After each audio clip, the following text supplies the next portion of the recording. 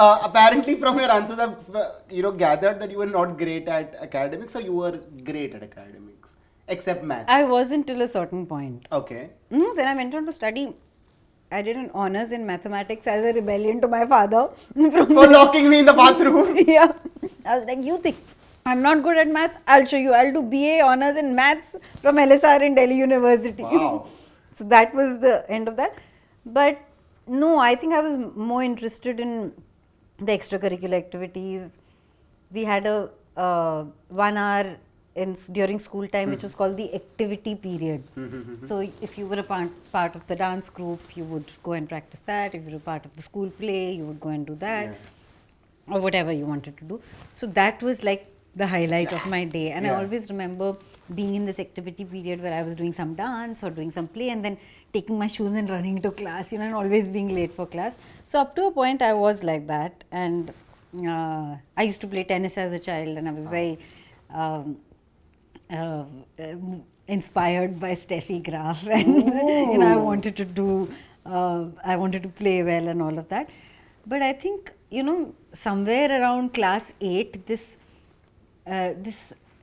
absolute hawa of being in a small town where board exams is looming large 2 years later, and you have to start taking your life more seriously. Something like that happened to me, and I became studious.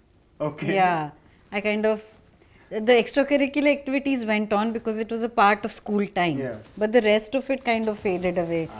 So my bichara Steffi Graf dreams were quashed. Next life probably. Yeah. No, but you can still do like a biopic where you get to play something that. Imagine. I would love We're to. manifesting that, guys. Please do it. I would love to. Please cast our guys. And in fact, I went back to playing tennis on somebody's terrace in Bandra. This guy takes classes, and I went for 3-4 classes recently. This is last year. Because I had previously, before that, I had done a sports drama series for which I learned how to play volleyball. So that sports ka mania वापस आ गया. And I said, चलो अभी मैं अपना पुराना dream tennis rekindle करती हूँ. हाँ, rekindle करती हूँ. तो पूरे जोश के साथ I bought a racket. I went and I would go every morning to play. And then I saw that the coach stopped turning up. Like he would send his assistant. So, and he wouldn't tell me. So after 5-6 classes, when he came, I said, I signed up to train with you, so why have you not been coming? And he said, no, for your level, he's fine. So I said, great. Thank you so much. Thanks. I shall move on in life. Yeah. So it kind of indicated to me that I was not good at this sport anymore. Probably, we don't know. Who knows? If board exams hadn't happened, I would have been a national champion. Yeah, we as humans, we always go through this phase that we hold on to something and we always that thing to remain exactly like that, right? But it doesn't, okay? With love that's constantly changing, how do you kind of, wrap yourself around that feeling that, hey, it's okay what it is today because tomorrow it's going to change and then again it's going to change the day after.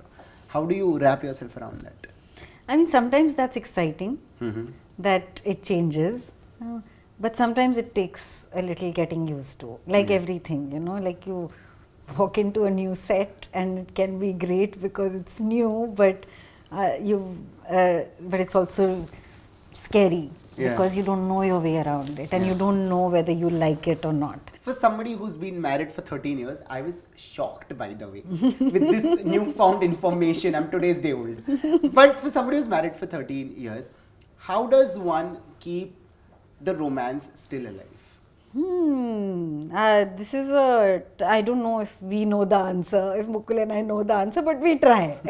So we try to think up ways to keep the romance alive. But so I don't have an I answer. Don't know if we're really always succeeding or not, because there are times that we think up things that the other person just doesn't like. Like Mukul try and surprise me, but by now I already know everything. I can smell a surprise like from a mile, right? And he will still be sweet enough to sort of pretend like he didn't guess or anything. I'll be like, I know you're doing this. No, don't try and surprise me. I'm telling you, it'll really irritate me.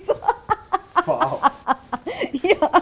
So he's like, I can't even surprise you anymore because that's I can smell it from very far. Yeah, so we try, but I don't know if it's. I can't say Yes or no. Yeah, and I don't know how What we it do is, it. yeah. We keep But it's great. thinking up things. How do you define relationships today, rather? Because what has happened is that, especially back in the days, especially our parents' time, there was no social media, right? So options were limited, things were limited. Now with the boom of social media, everybody's at your fingertips. You like somebody, you slide into their DMs. Okay, the meanings of relationships have changed. How do you define relationships today? No, it's an interesting question because it's something that I wonder about a lot. Because at one level, the accessibility is great because it's a smaller world. You can reach out to people whose work you like, who you align with. You can seek that, and imagine getting a response from somebody whose work you love. It just feels great, right? But on the other hand, it totally removes the mystery of things. I mean, there was a certain mystery and therefore desirability about people earlier. You didn't know much about them, so you wondered. Your imagination took you somewhere, so you'd watch them more closely to understand what could this person be doing when they're not at work. For example, now I know what this person does when they're not at work, or at least what side they choose to put out. So it's a less mysterious life, and sometimes I feel like the mystery of that was nicer, and the commitment to your imagination then was more beautiful. But I like the accessibility of this. So it's a pro and con there, it's right? a pro and con thing. And I also feel sometimes though that information about somebody else, too much information about somebody else almost makes you go into some kind of an obsessive zone, whereas if it was only left to imagination, then you could have made a story about that person which is just entirely not true. How lovely is that? Favorite job to do. Hi, I'm Rasika Dugal. Please like, share and subscribe to Ravanspeaks.